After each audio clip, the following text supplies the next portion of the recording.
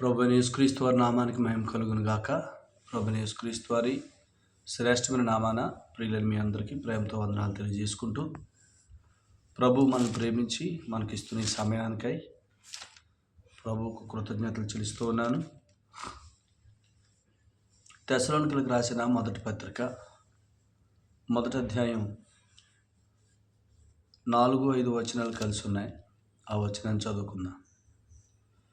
ఎలయనగా దేవుని వలన ప్రేమింపబడిన సహోదరులారా, మీరు ఏర్పరచబడిన సంగతి అనగా మా సువార్త మాటతో మాత్రము గాక శక్తితోనూ పరిశుద్ధాత్మతోనూ సంపూర్ణ నిశ్చయతతోనూ మీ వద్దకు వచ్చి ఉన్న సంగతి మాకు తెలియను.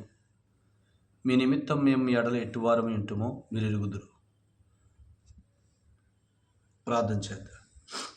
పరిశుద్ధుల తండ్రి, ప్రేమగల మా నాయన, మీకు వందనాలు. ప్రేమించి మాకు ఇచ్చిన ఈ సమయానికి కృతజ్ఞతలు. మీ ఆత్మ ద్వారా అనుదినం మాతో మాట్లాడుతూ ఉన్నారు. జీవమిచ్చు ఆత్మ యొక్క నియమములు మమ్మల్ని నడిపిస్తూ ఉన్నారు. దేవుని నోటి నుంచి వచ్చి ప్రతి మాట వల్ల మమ్మల్ని బ్రతికిస్తూ ఉన్నారు. అందుకు మీకు స్తోత్రాలు నాయన. ఇటు విశ్వాస మూలముగా జీవించడం అనే ఈ జీవన విధానంలో మమ్మల్ని ముందుకు కొనసాగింపు చేయడానికి ప్రతిరోజు వర్తమాన వాక్యం ఇస్తున్నందుకే కృతజ్ఞతాస్తుతులు చెల్లిస్తూ మాతో మాట్లాడమని, నీ ఆత్మ సహాయం సమృద్ధిగా అనుగ్రహించి ఆత్మను గురించి వాక్శక్తినిచ్చి మీ సేవకుల ద్వారా మాతో మాట్లాడి జీవమిచ్చు సంగతులు మాకు అనుగ్రహించమని యేసు ప్రభువారి పేట స్తుతించి స్తోత్రాలు చెల్లించి ప్రార్థిస్తున్నాం తండ్రి. ఆమేన్. ప్రభునందు ప్రియులారా, ఈ తెస్సలోనికీయులకు రాసిన పత్రికలో మొదటి పత్రికలో మనం దేవుని యందున్న సంఘము, తండ్రి యందును కుమారుని యందును ఉన్న సంఘం అని చెప్పుకుని, అంటే తండ్రిలోను కుమారులోను ఉన్న వారన్నమాట సంఘం అంటే భద్రపరచబడిన వారు. ఎవరు ఆయన చేతుల్లోంచి మనల్ని అపహరింపలేరు. యేసుప్రభుని నమ్మామంటే మనం భద్రపరచబడ్డాం. మీరు చదివితే కొలసలకు రాసిన పత్రిక 3వ అధ్యాయంలో మీ జీవము క్రీస్తుతో కూడా దేవుని యందు దాచబడినదని చెప్పాడు. మనం భద్రపరచబడిన వారం కాబట్టి ఇక ఎవ్వరూ మనల్ని, యేసుప్రభుని నమ్ముకున్న మనల్ని ఆయన నుంచి వేరు చేయలేరు. మనం చదువుకున్న ఈ వచనంలో దేవుని వలన ప్రేమింపబడిన సహోదరులు, అంతకుముందేమో తండ్రి యందును కుమారుని యందును, తండ్రిని దేవుని యందును కుమారుని యేసుక్రీస్తునందును ఉన్నాం, భద్రపరచబడ్డాం. ఎవ్వరూ మనల్ని ఆయన నుంచి దూరం చేయలేరు. కాబట్టి మన రక్షణ ఎప్పటికీ పోయేది కాదు. కుమారులు అనే బంధం పోయేది కాదు.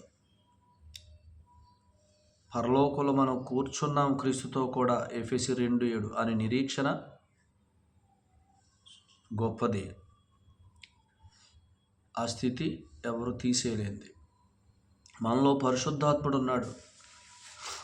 ఆయన సదాకాలం ఉన్నాడు. ఇవి స్థిరమైనవి. ఇది పునాది సంగతులు. ఈ పునాదిని మనం ఎంత ఎక్కువ గెలుగుతామో అంత ఎక్కువగా కట్టబడతాం.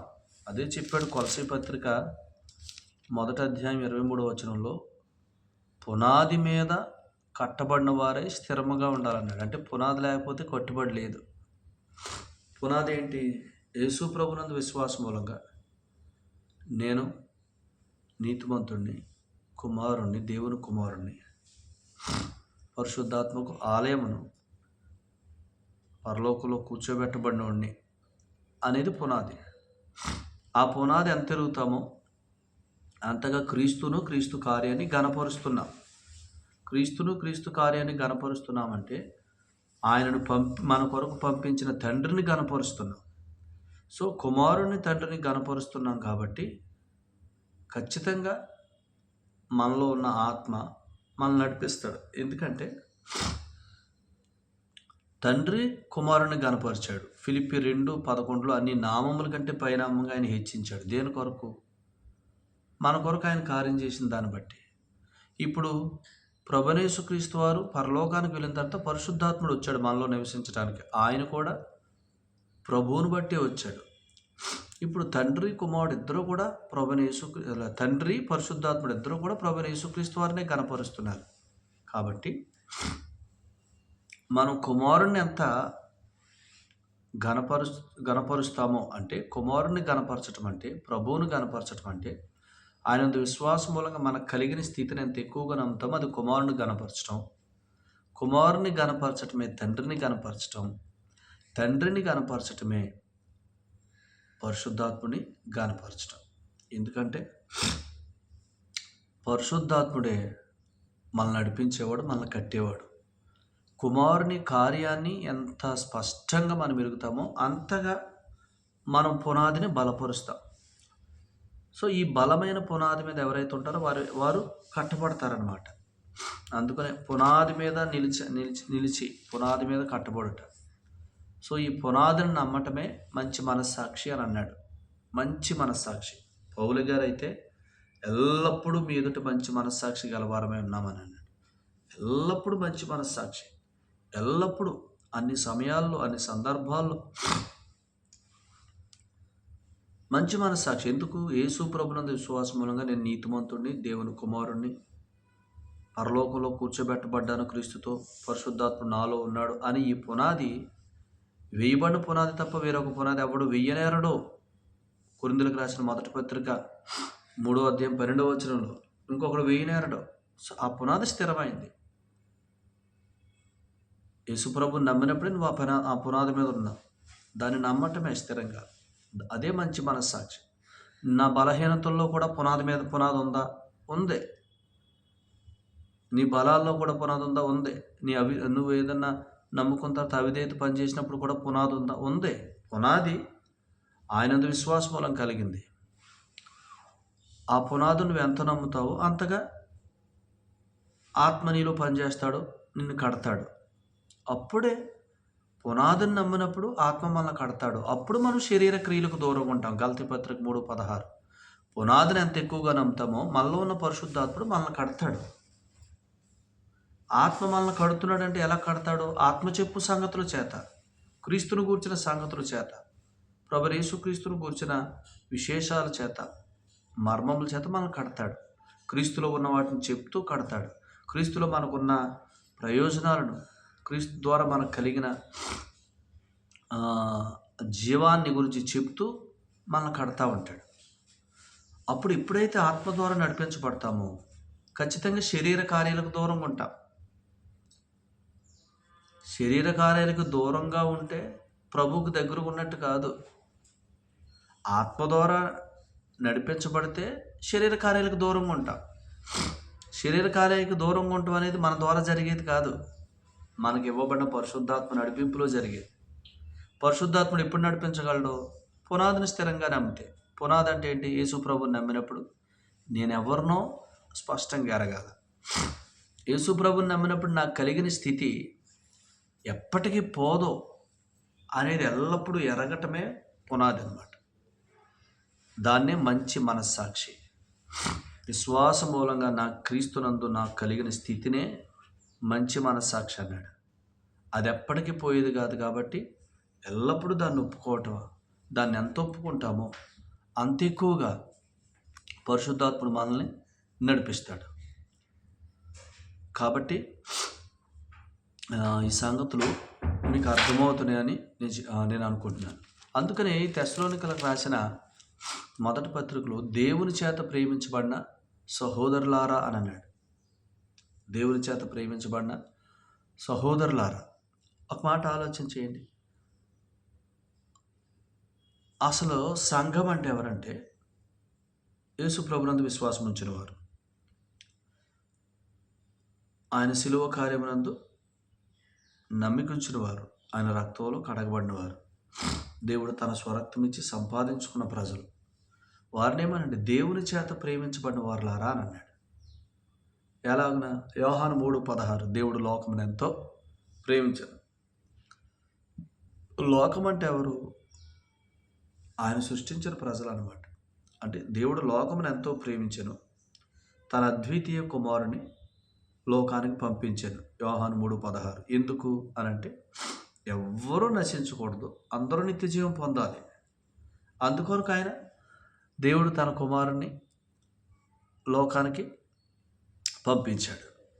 సో దేవుని చేత ప్రేమించబడిన వారం అంటే ఏంటంటే, దేవుడు మనల్ని ప్రేమించి మన కొరకు తాను జగత్తు పునాది వేయబడక మునిపే సిద్ధం చేసుకున్న గొర్రెపిల్ల అయిన తన కుమారుడు ప్రభుని యేసుక్రీస్తు వారిని అమూల్యమైన రక్తం చేత మనల్ని విమోచించడానికి ఈ లోకానికి పంపించాడు. పేతురు రాసిన మొదటి పత్రిక 1వ అధ్యాయం 20వ వచనం 19వ వచనం. ఆ యేసు ప్రభు వారి లోకానికి వచ్చాడు. ఆయన యూదుల మధ్యన పుట్టాడు. దావీదు కుమారుడుగా పుట్టాడు. అబ్రహాము కుమారుడైన దావీదు కుమారుడైన యేసుక్రీస్తు మత్తయి సువార్త 1వ అధ్యాయం 1వ వచనం. ఆయన యూదుల మధ్యన పుట్టాడు. కానీ యోహాను సువార్త 1వ అధ్యాయంలో ఆయన స్వకీయులు ఆయనను అంగీకరించలేదు. 11వ వచనం. ఆయన ఎవరి మధ్యన పుట్టాడో వారు ఆయన్ని అంగీకరించలే. వారి దగ్గర ఏమున్నాయి? ఆయన వస్తాడు, ఆయన వచ్చి ఇలా శ్రమ పడతాడు, సమాధి చేయబడతాడు, తిరిగి లేస్తాడు అనే లేఖనాలు ఉన్నాయి. కొరింథీయులకు రాసిన మొదటి పత్రిక 15వ అధ్యాయం 3వ వచనం 4వ వచనం ప్రకారం ఆ లేఖనాలు ఉన్నా, ఆ లేఖనాల్లో ఉన్న ఆ ప్రభువును వారు గుర్తించలేదు. వారు ఆయన్ని అంగీకరించలే.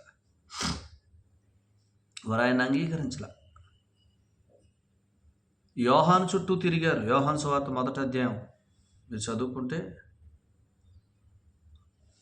17వ వచనం నుంచి అనుకుంటా.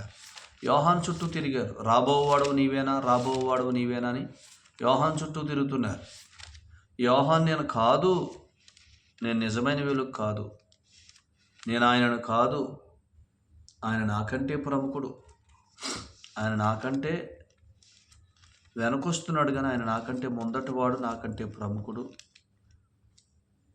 ఇదిగో ఆయనే ఈయన అని చెప్పి లోకపాపం మోసుకొని పోవు దేవుని గొర్రెపిల్లని తను వెంబడిస్తున్న వారికి, అధికారులు తన దగ్గరికి పంపిన వారికి, తన శిష్యులకు అందరికీ ప్రభువును పరిచయం చేసి ఆనాటి సమాజానికి ప్రభువు గురించి చెప్పి నేను తగ్గవలసి ఉంది, ఆయన హెచ్చవలసి ఉంది అని చెప్పి ఆయనను అందరికీ పరిచయం చేసి యోహాను కనుమరుగైపోయాడు.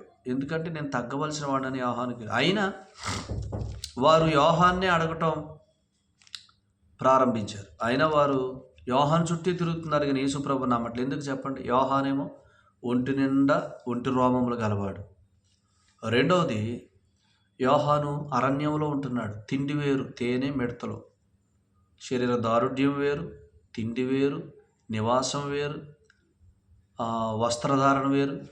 ఇవన్నీ కొంచెం విచిత్రంగా ఉన్నాడు. కాబట్టి ఈయనేనేమో అనుకుంటా యోహాను చుట్టూ తిరుగుతాకి ఇష్టపడుతున్నారు. కానీ వారి మధ్య ప్రభు ఉన్నాడు. వారి మధ్య ప్రభు ఉండి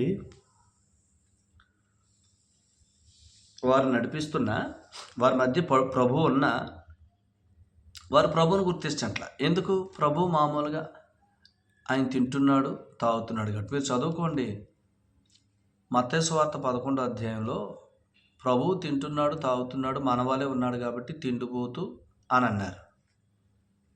యోహానేమో ఇలా ఉన్నాడు కాబట్టి, విచిత్రంగా ఉన్నాడు కాబట్టి ఆయనేమో యోహాను చుట్టూ తిరుగుతున్నారు. అందుకని ఆయన ఎక్కడికి వెళ్ళాడు? తన స్వకీయులను అంగీకరించలా. 11వ వచనం యోహాను సువార్త 1వ అధ్యాయం 11. అప్పుడు ఆయన